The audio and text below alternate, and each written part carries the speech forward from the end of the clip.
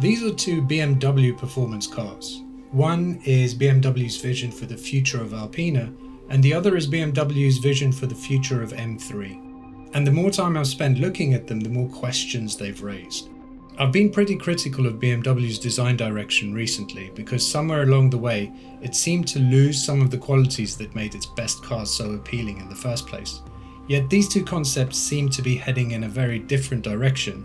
So are they simply two good-looking concepts, or are they evidence that BMW might finally be fixing its biggest problem? Now at first glance, these two cars couldn't be more different. The Alpina is over 5 meters long. It's a luxury Grand Tourer. It's elegant, it's restrained, almost Aston Martin-like in the way it carries itself. Whereas the M3, it's the complete opposite.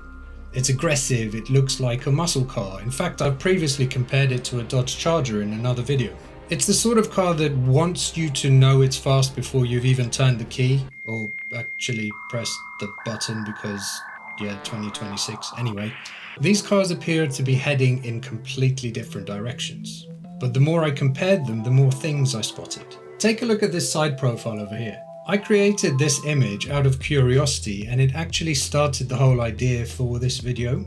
When you line these two cars up at the front axle and scale them properly, the difference in proportions is pretty interesting. Look how much further forward the nose of the Alpina extends. That's a pretty big difference, and it's doing a massive amount of work visually. The Alpina has that classic grand touring layout, long bonnet, cabin pushed rearwards, a profile that flows from one end of the car to the other. Now look at the M3 below. It's much more tightly packaged, almost as much as the latest M2, which I really like, to be honest, and I also made a video about it. The wheels feel pushed into the corners. The body feels wrapped around them. Everything is focused on stance and performance. Both approaches are trying to communicate different things. The Alpina at the top says elegance. The M3 says aggression. There's a lot more streamlined slant in the Alpina versus the M3's more aggressive vertical design language. I think the area that illustrates that point best is this Hofmeister kink over here. Check out how Alpina's kink swings back at a pretty sharp angle, creating movement and flow. And then the M3's is much more rigid, maybe 20 degrees off vertical?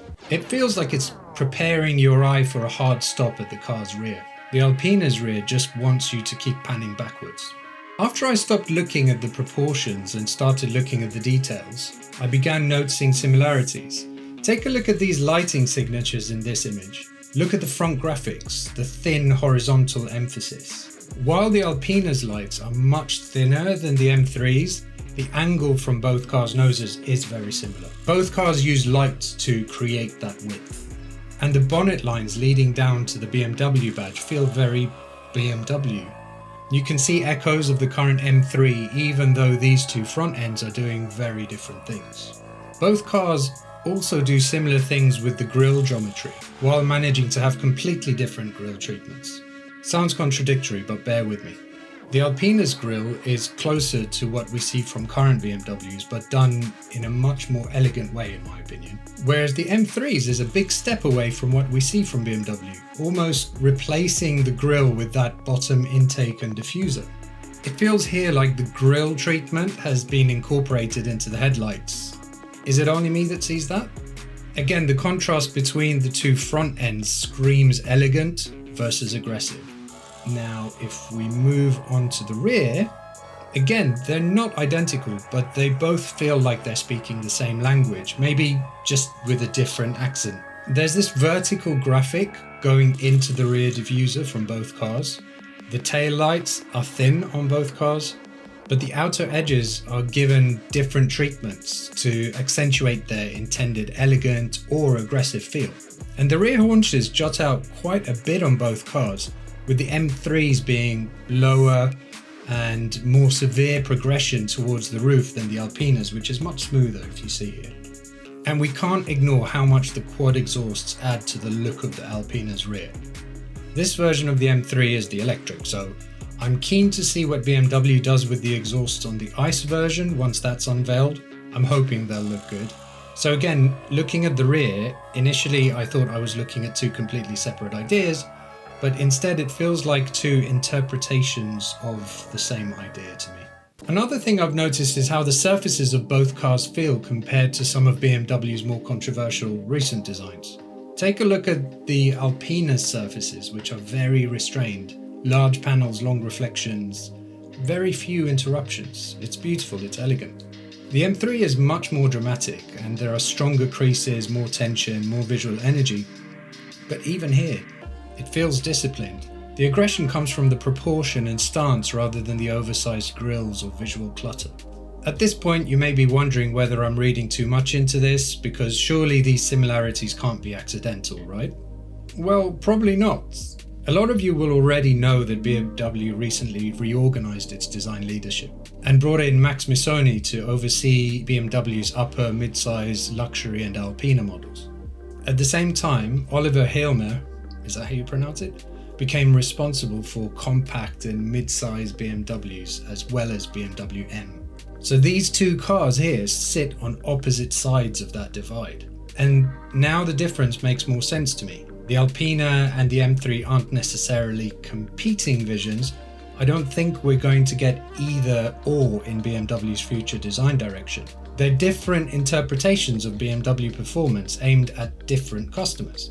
The Alpina is focused on sophistication and luxury. The M3 is focused on precision and excitement. And I think that's the important part here.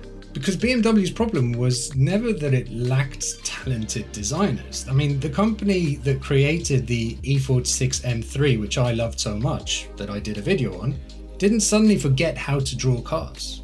The bigger question has always been direction. What should a modern BMW look like? And what should a modern BMW feel like? And for a while, the answers seemed unclear, with the questionable and sometimes downright ugly releases such as the new 7 Series or the iX models.